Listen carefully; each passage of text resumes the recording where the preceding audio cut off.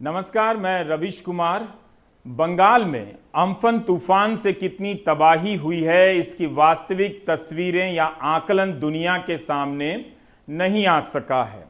कोलकाता भारत के 4 मेट्रो शहरों में से एक है, लेकिन इसके बाद भी नेशनल मीडिया ने इस महानगर को जल्दी ही छोड़ दिया।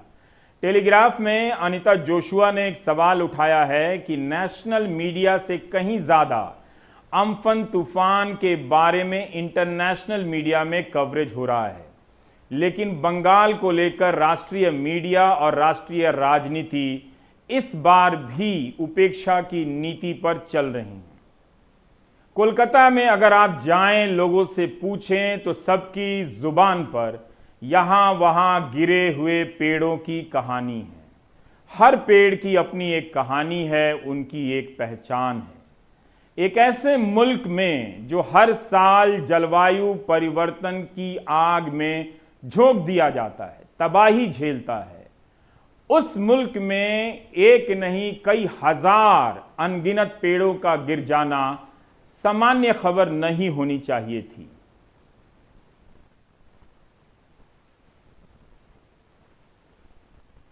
यह दुनिया का सबसे बड़ा बरगद का पेड़ माना जाता है, जिसके बड़े हिस्से को खासा नुकसान पहुंचा है। ग्रेट बैनियन ट्री इसका आधिकारिक नाम है। 270 साल से इस बरगद का अपना साम्राज्य कायम है। करीब 4.25 एकड़ जमीन में फैला हुआ है। इसकी छतरियों का एक छत्र राज हुआ करता था, मगर अम्फन ने इस साम्राज्य पर खासा हमला कर दिया है।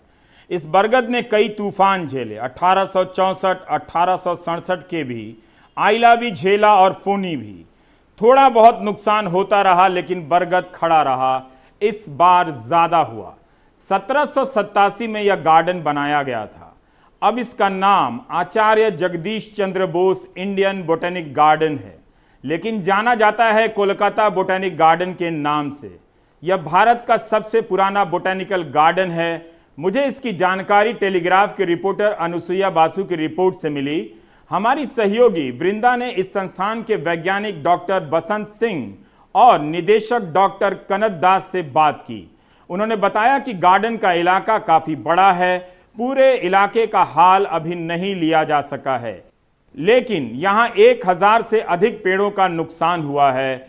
इनमें से एक 100 साल पुराना कल्प वृक्ष भी है जो उजड़ गया है। यही नहीं, यहां पर 1795 ईस्वी में वेस्ट इंडीज से महोगनी के पेड़ लाए गए थे। कई महोगनी के पेड़ भी उजड़ गए हैं।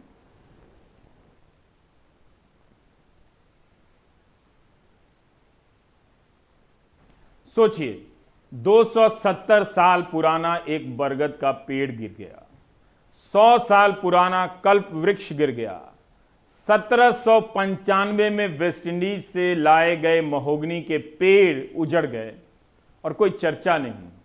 और तब भी हम कहते हैं कि हम पढ़े लिखे समाज बन गए हैं। दरअसल व्हाट्सएप यूनिवर्सिटी के मीम ने हम सब के भीतर पढ़ा लिखा होने का मतलब बदल दिया है। बंगाल में जो सुंदरबन है वो भी एक वर्ल्ड हेरिटेज साइट है। उसके नुकसान को लेकर इस वक्त सबसे ज्यादा चर्चा होनी चाहिए थी, लेकिन तूफान के गुजर जाने के 48 घंटे बाद भी, 24 घंटे बाद भी सुंदरबन से कोई विस्तृत रिपोर्ट नहीं है। तो इससे पता चलता है कि हम पर्यावरण को कितनी प्राथमिकता देते हैं। उस वक्त भी हम कुछ नहीं सीखे जब सारा देश कोरोना के संकट के कारण त्राही त्राही कर रहा है। तो हमें लगता है कि इस बार हम सीख जाएंगे, समझ जाएंगे, मगर ऐसा कुछ भी नहीं है। लेकिन नेशनल मीडिया देश से दूरी बनाकर चलते प्रधानमंत्री और मुख्यमंत्री ममता बनर्जी के बीच कोई बड़ी खबर जरूर तलाश रहा होगा। 2014 से बंगाल और केंद्र के रिश्तों की यही एक बड़ी खबर है। ममता बनर्जी ने कहा था कि बंगाल को इस तबाही से उबारने के लिए केंद्र को 1 लाख करोड़ का पैकेज देना चाहिए। प्रधानमंत्री ने 1000 करोड़ के पैकेज का ऐलान किया है।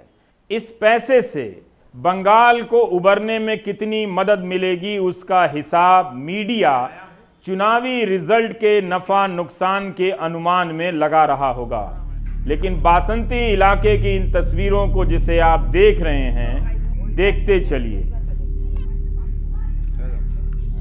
30 से 40 हजार कच्चे मकान यहां उजड़ गए। इन गरीब लोगों की जिंदगी पर क्या असर पड़ा, मीडिया के लिए कोई कहानी नहीं है।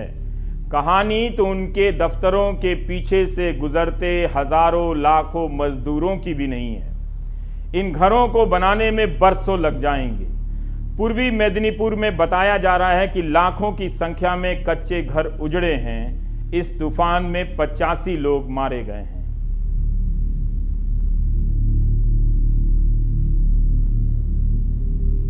बंगाल जल्द से जल्द खड़ा हो जाए, बंगाल जल्द से जल्द तेज गति से आगे बढ़े, इसके लिए भारत सरकार कंधे से कंधा मिलाकर के काम करेगी और जो भी आवश्यकताएं होगी उन आवश्यकताओं को पूर्ण करने के लिए भारत सरकार के जो भी नीति नियम है उसका पूरी तरह उपयोग करते हुए पश्चिम बंगाल की मदद में हम खड़े रहेंगे।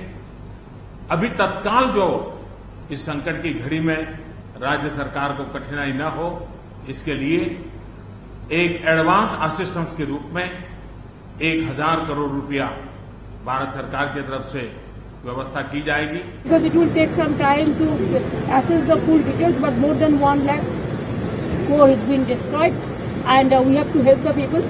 So we have started relief and wave work, but I told Prime Minister that we will get 53,000 crores from the central government regarding devolution, regarding this food subsidy, regarding these social schemes, the central schemes, wherever our money is there. So I said, at least you try to give some money to us so that at this crisis, at this hour of crisis, we can work.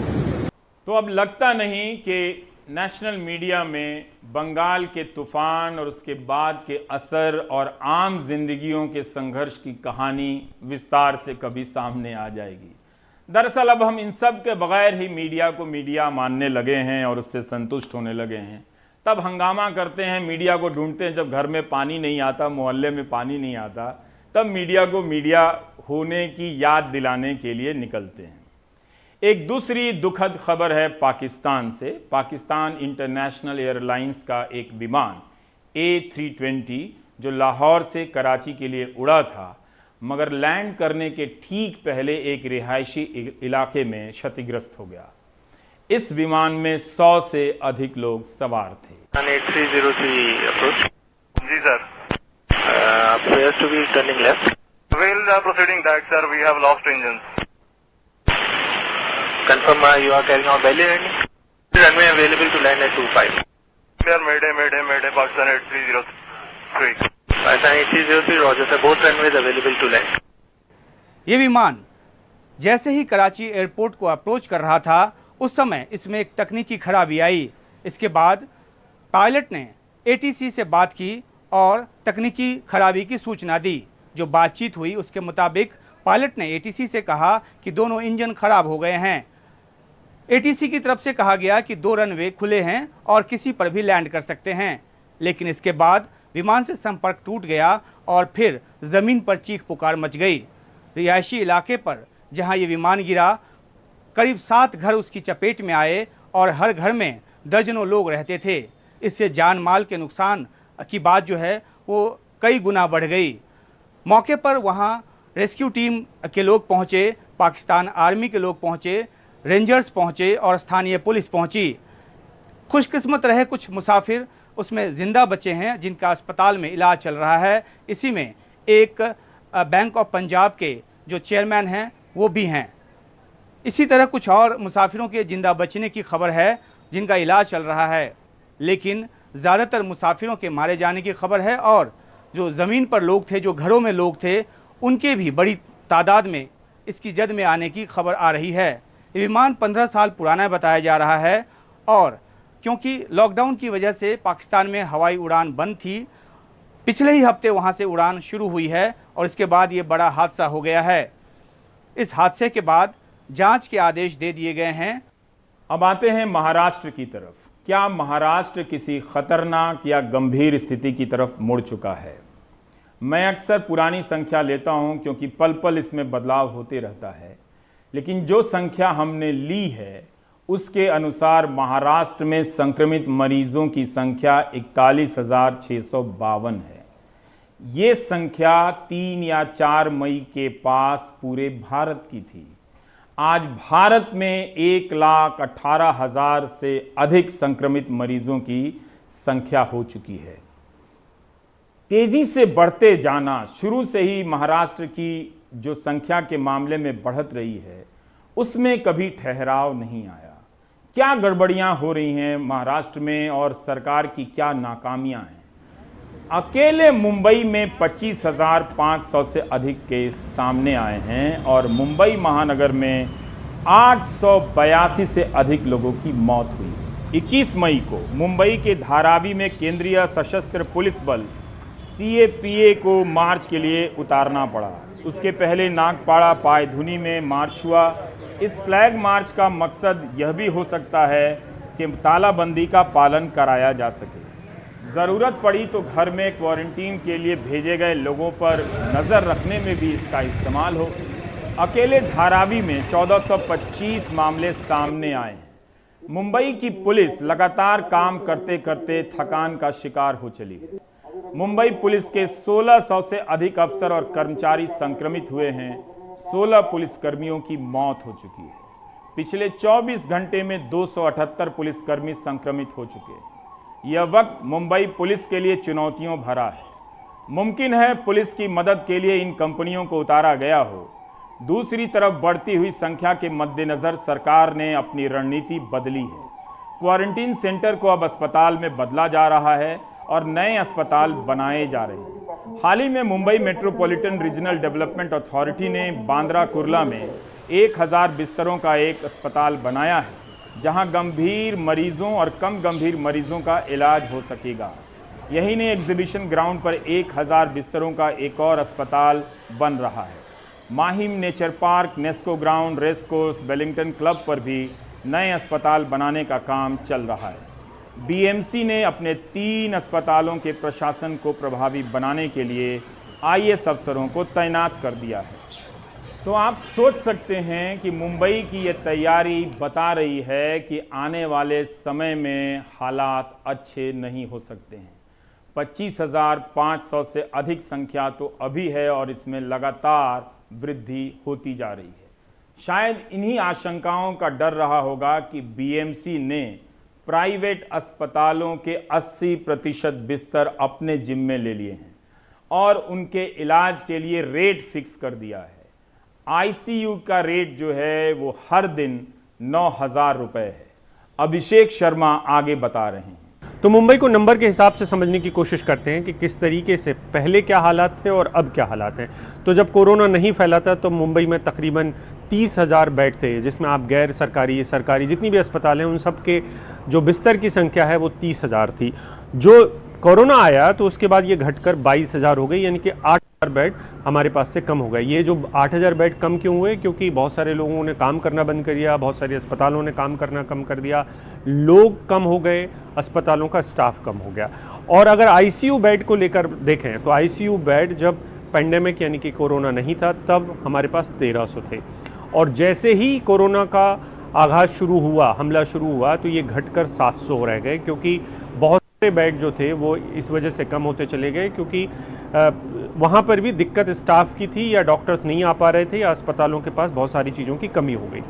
तो 700 जो bed थे ICU के, उसमें सारे किस्म के लोगों के लिए ICU बेड 700 थे।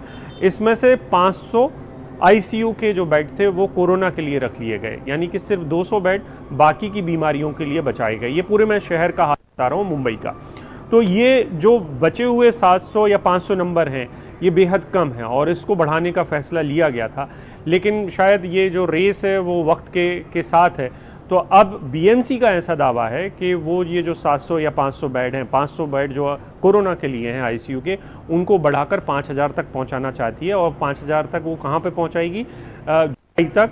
और जुलाई तक उनका ऐसा मानना है कि ये जितने भी टेम्परेरी शेड्स बना रहे हैं, जितने भी MMRDA के हॉस्पिटल बन रही हैं, ये तमाम जो केयर सेंटर बन रहे हैं, वहाँ पे वो ICU का भी इंतज़ाम करने वाले हैं ताकि जो स्थिति है उन पे काबू पाया जा सके। उधर मुंबई से सटे कल्याण डोंबिवली से एक बेहद ही खतरनाक तस्वीर आई है। दरअसल ये तस्वीर बता रही है कि हम अभी भी कोविड-19 के मरीजों को लेकर किस तरह से लापरवाह हैं। तालाबंदी के 2 महीने बीत जाने के बाद ऐसी चूक तो किसी भी राज्य में नहीं होनी चाहिए। महाराष्ट्र सरकार को यह जवाब देना चाहिए कि कैसे इस नौजवान को अस्पताल ने कह दिया कि एम्बुलेंस नहीं है, आप खुद से चले आएं। तो ये नौजवान जिसे कोविड-19 हुआ है, संक्रमित पाया गया है, पैदल चल निकला। इसके साथ के लोग दूरी बनाकर चलते रहे ताकि ये गिर जाए या कुछ हो जाए तो समय पर मदद की जा सके। ये तस्वीर निश्चित रूप से शर्मनाक है, इसका कोई जवाब नहीं हो सकता। बता रही है ये तस्वीर कि हमने लगता है लापरवाही को ही अपना मेडल बनाने का फैसला कर लिया है। बीएमसी की प्रतिक्रिया सुनिए।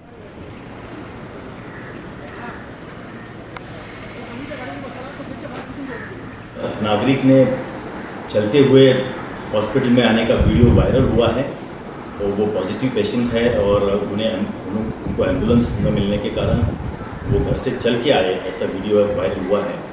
इसकी मैंने जांच करने को बोला है। ये जो नागरिक है ये एक बम्बई के कई बड़े हॉस्पिटल में काम करते हैं। ये एसिम्प्टोमेटिक पेशेंट है। वास्तविक में उन्होंने घर में रुक के एम्बुलेंस के लिए रुकना चाहिए था, चल के नहीं आना चाहिए था, क्योंकि वो एसिम्प्टोमेटिक पेशेंट है।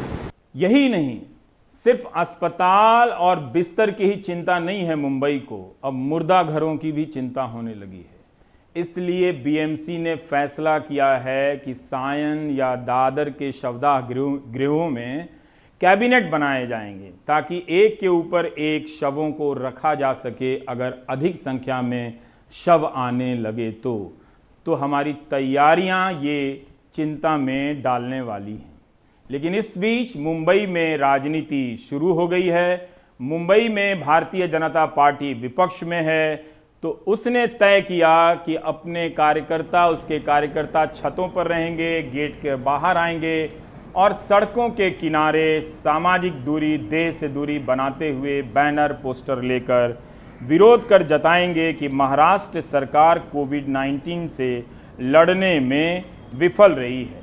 पहले पोस्टर लेकर घर के सामने प्रदर्शनों को सांकेतिक कहा जाता था, अब अपनी परिभाषा बदल लीजिए। कोविड-19 के समय में यही मुख्य प्रदर्शन का तरीका है, सांकेतिक नहीं है। इस पर दिलचस्प पहलू यह है कि बीजेपी ने केरल मॉडल का जिक्र कर महाराष्ट्र सरकार को चुनौती दी है। तो शिवसेना के अखबार सामना ने लिखा है कि केरल के मुख्यमंत्री तो प्रधानमंत्री के साथ वीडियो कॉन्फ्रेंसिंग में आना समय की बर्बादी मानते हैं, जबकि महाराष्ट्र सरकार केंद्र के साथ तालमेल बिठाकर काम कर रही है और मानती है कि कोरोना युद्ध का नेतृत्व नरेंद्र मोदी के पास है। जिस तरह से केंद्र सरकार श्रेय ले रही है कि मरीजों के ठीक होने की दर अधिक है, बढ़ रही है, उसी तर्ज पर शिवसेना ने भी कहा कि महाराष्ट्र में 10,000 मरीज कोरोना मुक्त हुए हैं। हमने मांग की है कि महाराष्ट्र सरकार ने 50,000 करोड़ का पैकेज हमारे किसानों को, खेती मजदूरों को, असंगठित कामगारों को, हमारे 12 बलूतेदारों को और उसके साथ साथ हमारे टैक्सी चालक, ऑटो चालक, ड्राइवर, इन सभी को, फुटपाथ दुकानदारों को देना चाहिए, ऐसी हमारी मांग है। सिर्फ नेता आंदोलन कर रहे हैं, जनता नहीं आंदोलन है, आपने देखा होगा। अब नेताओं की पार्टी है तो नेता आंदोलन करेंगे। महाराष्ट्र की जनता जो है लॉकडाउन की वजह से घर में है या सरकार के साथ है, वो कोई काली बनियान, काला कपड़ा, काला मास्क पहनकर आंदोलन चल रहा था, लेकिन मुझे तो आज सड़क पर कोई ऐसे लोग दिखे नहीं। मैंने आकाश में देखा तो मुझे काले कौवे भी आज दिखे। अब महाराष्ट्र की तरह गुजरात में भी राजनीति हो रही है। गुजरात मॉडल का तिलिस्म अहमदाबाद में ही ध्वस्त हो गया है, जहां 9,400 से अधिक मामले सामने आए हैं। पूरे गुजरात में कोविड-19 से मरने वालों की संख्या 773 है। इसमें से अकेले अहमदाबाद में 619 लोगों की मौत हुई है। और अहमदाबाद की हालत यह है कि कभी चुपके से कलेक्टर का तबादला किया जाता है, कभी म्युनिसिपल कमिश्नर का तबादला कर दिया जाता है। अहमदाबाद में जिस तरह से संक्रमण तेजी से बढ़ता जा रहा है, उससे लग रहा है कि महाराष्ट्र की तरह यहां भी प्रशासन ने स्थिति को संभालने में सफलता नहीं पाई। पीटीआई के हवाले से खबर आई कि अहमदाबाद सिविल अस्पताल में 350 से अधिक कोविड-19 के मरीजों की मौत हुई है। गुजरात में जितने लोगों की मौत हुई है उसका 50% सिर्फ एक अस्पताल में। इस अस्पताल में लगाए गए वेंटिलेटर को लेकर राजनीतिक विवाद हो रहा है। डॉक्टर कह रहे हैं कि यह वेंटिलेटर नहीं है, कुछ और है, इससे मरीज को कोई लाभ नहीं हो पा रहा है। दिव्य भास्कर, अहमदाबाद मिरर, संदेश, गुजरात समाचार जैसे अखबारों में इस वेंटिलेटर को लेकर काफी रिपोर्टिंग हो रही है कि इस संकट के वक्त खराब क्वालिटी की चीज वेंटिलेटर बताकर लगाई गई, क्योंकि कारोबारी का संबंध मीडिया में मुख्यमंत्री से और प्रधानमंत्री से बताया गया है। दुखद यह है कि अहमदाबाद सिविल अस्पताल में जिन लोगों की कोविड-19 से मौत हो रही है, उनके परिजन यह भी आरोप लगा रहे हैं कि मृतक के बारे में सूचना देने में देरी की जा रही है और शवों से घड़ियां, पैसे, फोन नोच लिए जा रहे हैं, चुरा लिए जा रहे हैं। यह ट्वीट बीबीसी गुजराती के पत्रकार ने किया है कि उनके जीजा जी की मौत हो गई। एक तो मौत की जानकारी सुबह के बजाय शाम को दी गई और सवाल पूछा है पत्रकार ने, क्या उन्हें भी धमान 1 पर रखा गया जिस वेंटिलेटर को लेकर गुजरात में विवाद है। तीसरा सवाल पूछा है कि उनकी शरीर से घड़ी निकाल ली गई, फोन की चोरी हुई। अब आप सोचिए, इस गंभीर संकट के वक्त हम सभी के भीतर से हमारा श्रेष्ठ बाहर आना चाहिए, लेकिन आप देख रहे हैं कि सिस्टम और समाज के भीतर उसके एक अच्छे खासे हिस्से से उसका निकृष्ट बाहर आ रहा है। विस्थापित मजदूर जहां जहां जा रहे हैं वहां वहां तेजी से संक्रमित मरीजों की संख्या बढ़ रही है। गुजरात से जा रहे हैं, दिल्ली से जा रहे हैं, महाराष्ट्र से जा रहे हैं, कर्नाटक से जा रहे हैं। इसका एक मतलब यह भी निकाला जा सकता है कि जिन राज्यों से ये अपने राज्य में आ रहे हैं वहां पर टेस्टिंग की अगर सुविधा होती तो पहले ही जांच से पता चल जाता कि ये संक्रमित हैं या नहीं है। हम सब पूरे एक देश की तरह लड़ना चाहिए था। अभी ऐसा लग रहा है कि हमारे खाते में संख्या कम दिखे, उनके खाते में संख्या ज्यादा दिखे, इसलिए यहां टेस्ट नहीं हो रहा है, वो वहां चले जाएं, उनके यहां टेस्ट होगा, वो अपना समझेंगे। तो इस नीति से हम चलते हुए नजर आ रहे हैं। अफसोस कि 24 मार्च की तालाबंदी अब 2 महीने को पूरी कर रही है, लेकिन अभी भी हम इस बीमारी से एक टीम की तरह लड़ते हुए नजर नहीं आ रहे हैं। अब आते हैं मनरेगा पर।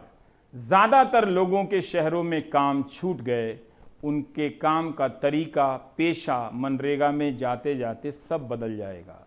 यही नहीं, मनरेगा में बताया जाता है कि उसकी मजदूरी बढ़ाई गई है, ये तो हेडलाइन में बताया जाता है, लेकिन ये बात आपको नहीं बताते कि अभी भी ये न्यूनतम मजदूरी से बहुत कम है। ये जानकारी आपको नहीं दी जाती है। लेकिन मनरेगा में काम पाने और देने के बीच बहुत कुछ घटता है और इसे पकड़ने का प्रयास किया है रविश रंजन ने अपनी रिपोर्ट में।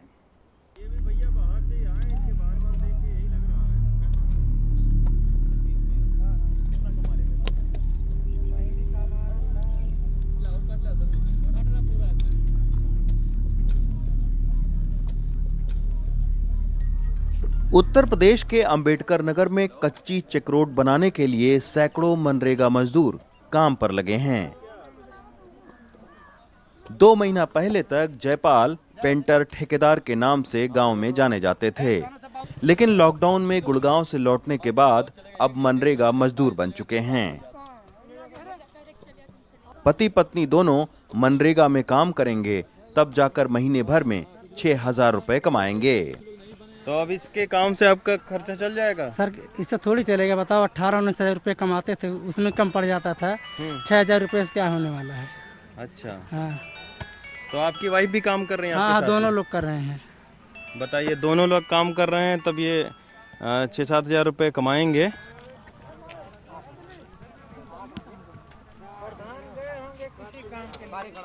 जयपाल के साथ ही महानगरों में सालों गुजारने वाले लोग भी गांव लौटे हैं।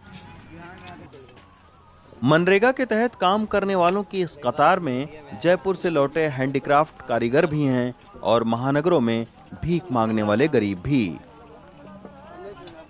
हाल के दिनों में अंबेडकर नगर के तेरुआ गांव में मजदूरों की संख्या 60 से बढ़कर 180 हो चुकी है। बंद हो गया है लॉकडाउन के चलते हुए, तो अब जो है यहाँ पे उन सब घर यहाँ के निवासी हैं, इसलिए उनको जो है यहाँ पे रोजगार दिया गया है।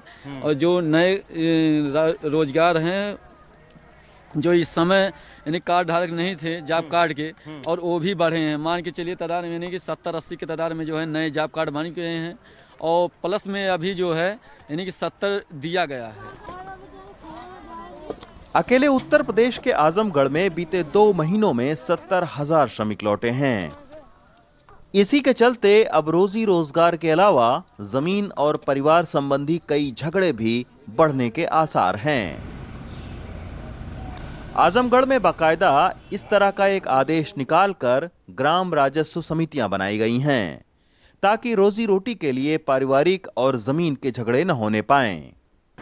इन प्रवासी श्रमिकों को मनोवैज्ञानिक रूप से उनका प्रबंधन और आर्थिक सामाजिक गतिविधियों के साथ जोड़ना, और यदि कहीं लैंड डिस्प्यूट जो गांव का सबसे बड़ी रीढ़ है अर्थव्यवस्था की, तो भूमि के विवादों के निस्तारण की एक पद्धति विकसित करना। हमने स्थानीय स्तर पर समितियों को क्रियाशील किया है और नोडल ऑफिसर्स के रूप में ब्लॉक या पंचायत स्तर पर इसको कांस्टेंट रोबस्ट मॉनिटरिंग के लिए बनाया है। हालांकि उत्तर प्रदेश सरकार मनरेगा के अलावा महानगरों में औद्योगिक काम करने वाले ट्रेंड वर्करों का पंजीकरण करवा रही है, ताकि जिन जिलों में ये लौटे हैं वहीं इनको काम दिया जा सके। लेकिन उत्तर प्रदेश और बिहार के उद्योग जब अपने सबसे बुरे दौर में चल रहे हों, तो इन श्रमिकों को काम पर लगाना इतना आसान भी नहीं है।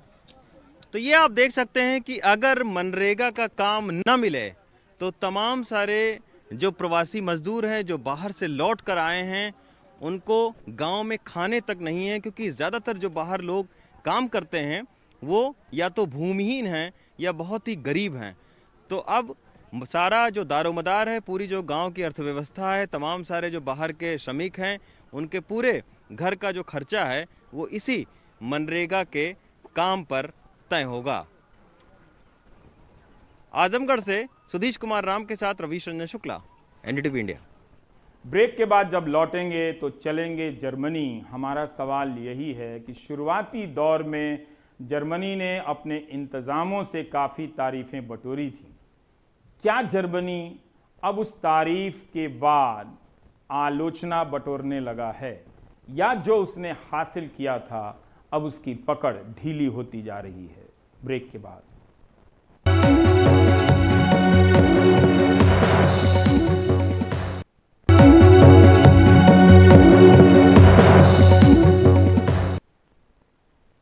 शुरुआती दौर में जर्मनी ने दक्षिण कोरिया से टेस्टिंग के मामले में बढ़त बना ली और इसे लेकर पूरी दुनिया में उसकी तारीफ हुई कि जर्मनी ने 5 लाख टेस्ट करने की क्षमता हासिल कर ली है एक सप्ताह में।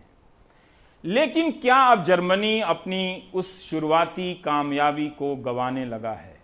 वहां 1,79,000 से अधिक संक्रमित मरीज हैं और 8,000 से अधिक मौत हो चुकी है।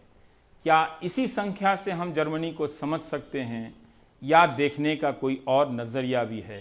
अनवर बता रहे हैं। मैं इस वक्त बॉन शहर के मुख्य मार्केट में हूँ। मेन बाजार है ये, यहाँ पर बॉन यानी संगीतकार बीथोफेन की नगरी, और ये बीथोफेन की मूर्ति भी शहर की पहचान है। शायद किसी ने इस पहचान को मजबूत बनाने के लिए बीथोफेन के चेहरे पर भी एक मास्क लगा दिया है कोरोना काल को देखते हुए। तो जर्मनी ने धीरे धीरे पाबंदियां हटानी शुरू कर दी हैं और दुकानें खुल गई हैं, काफ़ी लोग नज़र आ रहे हैं। चहल पहल वैसी तो नहीं है जैसा कोरोना काल से पहले हुआ करती थी, लेकिन फिर भी काफ़ी लोग यहाँ नज़र आ रहे हैं। और जर्मनी में कोरोना का पहली और बड़ी लहर जर्मनी से होकर गुजर चुकी है। हम यहाँ पर देख रहे हैं कि रेस्तरां और कैफ़े काफ़ी कुछ खुल गए हैं, लोग बाहर भी बैठे हैं काफ़ी। वो लोग एक तरह से इस मौसम का भी आनंद ले रहे हैं और शायद इतने दिनों तक लॉकडाउन में रहने के बाद वो बाहर निकलना चाहते थे। तो ये कैफ़े और रेस्तरां लेकिन काफ़ी दिनों तक बंद भी रहे, करीब 2 महीने तक, और इसकी वजह से जो उनको नुकसान हुआ उसकी भरपाई काफ़ी हद तक सरकार ने की है। उस मियाद के लिए लोगों को काफ़ी कंपनसेशन राशि मिली है। मेरे एक जानने वाले भी कैफ़े चलाते हैं और उन्होंने बताया कि उन्हें खुद भी कोई 3 महीने के लिए कोई 9,000 यूरो यानी 7-7.5 लाख रुपए उन्हें मिले हैं। इसके अलावा आर्थिक पैकेज की जहां तक बात है, भारत में मजदूरों की हालत हम देख रहे हैं, लेकिन यहाँ जर्मनी में स्थिति थोड़ी सी अलग है। जर्मनी में दिहाड़ी मजदूरों को या फ्रीलांस काम करने वाले या वो लोग जो डेली वेजेस में काम करते हैं और जिनके पास कोई कॉन्ट्रैक्ट नहीं है और जिनका काम बुरी तरह प्रभावित हुआ कोरोना की वजह से, उन लोगों के लिए विशेष पैकेज की घोषणा की सरकार ने। बल्कि कोरोना के शुरुआती दिनों में ही जर्मनी की सरकार ने 500 अरब यूरो यानी कोई 404 लाख करोड़ रुपए के पैकेज का ऐलान किया था और सरकार चाहती थी कि किसी की नौकरी ना जाए। और ये बात जो है वो एक काफ़ी भरोसा पैदा किया था जर्मनी के लोगों के बीच इस ऐलान ने। और ये मेरे सामने बॉन का मुख्य रेलवे स्टेशन यानी कि बॉन हाuptbahnhof है। रेलवे की सेवाएं चल रही हैं, रेलगाड़ियां अपने मुकर्रर वक्त के हिसाब से चल रही हैं। हाँ, कर्मचारियों की संख्या दोगुनी कर दी गई है, काफ़ी बढ़ा दी गई है ताकि इसको मेंटेन किया जा सके, उसके रख रखाव को। जर्मनी और यूरोप की जब बात होती है तो गर्मियों के मौसम में ख़ास तौर पर ये बड़े टूरिस्ट डेस्टिनेशन भी बन जाते हैं।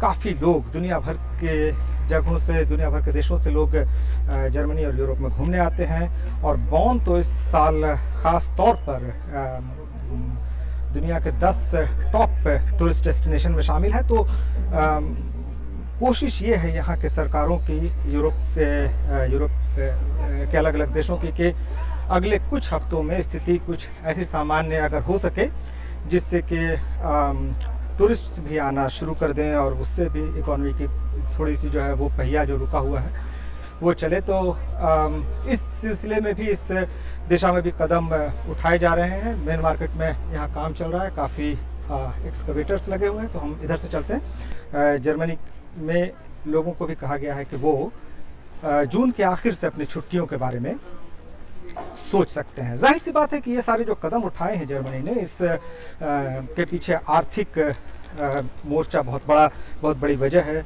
और इकॉनमी को फिर से पटरी पर लाने के लिए इस तरह के कदम उठाए गए हैं। लेकिन वर्ल्ड मेडिकल एसोसिएशन का कहना है कि जर्मनी ने इस तरह से जो पाबंदियों को हटाया है, इससे इसने अपने नागरिकों की सेहत को दांव पर लगा दिया है। और ये बड़ी अजीब बात है कि देखिए इस वक्त यहाँ पर कुछ लोग लाइन में लगे हैं लेकिन सोशल डिस्टेंसिंग को मेंटेन कर रहे हैं। और ये बड़ी अजीब बात है कि जिस जर्मनी की तारीफ हुई थी कोरोना क्राइसिस की शुरुआत में, जिस तरह से इसने हैंडल किया था,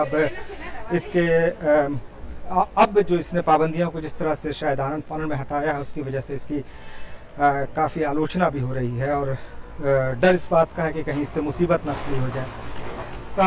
मुसीबत इस तरह से कि सारा ध्यान जर्मनी का इस वक्त R0 यानी कि संक्रमण रेट को कंट्रोल करने पर है और एहतियात के दौरान ये संक्रमण रेट घटकर करीब 0.65 हो गया था और पिछले हफ्ते जब सारी पाबंदियों को धीरे धीरे हटाया गया, सारे दुकानों को खोला गया, तो ये बढ़कर करीब 1.2 तक पहुंच गया था। लेकिन एक बात यहाँ पर ध्यान रखने की है कि लॉकडाउन करने के फैसले से ज़्यादा बड़ा लॉकडाउन खोलने का फैसला लगता है, क्योंकि अगर इसकी स्ट्रेटजी सही नहीं बनी तो इसके परिणाम जो है वो नुकसानदायक हो सकते हैं। और हम देख रहे हैं कि जर्मनी में जो लोगों का जो माइंडसेट है, लोगों की जो लोगों का इम्प्रेशन है सरकार को लेकर के जितना अच्छा था शुरू में, वो अब शिफ्ट कर रहा है। कई जगह लोग प्रदर्शन भी कर रहे हैं, यानी कि इसको हम कहीं ना कहीं 2015-16 के रेफ्यूजी क्राइसिस से इस घटना की तुलना कर सकते हैं, जब जर्मनी की चांसलर एंगेला मर्केल ने ओपन डोर पॉलिसी के तहत लाखों रेफ्यूजीज़ को यहाँ आने का रास्ता साफ किया था। तो लोगों ने खुले बाहों से और खुले दिल से उनका स्वागत किया था, लेकिन जब उनकी संख्या काफ़ी बढ़ने लगी तो पब्लिक ओपिनियन उसके खिलाफ जाने लगा। और अभी हम कुछ उस तरह का हम देख रहे हैं कि कुछ उसी पैटर्न पर लोगों का ओपिनियन बदल रहा है। तो संकट अभी टला नहीं है। कोरोना की एक दूसरी लहर सारे किए कराए पर पानी फेर सकती है, और जर्मनी के मिसाल से यह भी समझा जा सकता है कि लॉकडाउन लागू करने के साथ साथ लॉकडाउन खोलने के लिए भी बहुत स्ट्रॉन्ग स्ट्रेटजी की ज़रूरत है। शुक्रिया।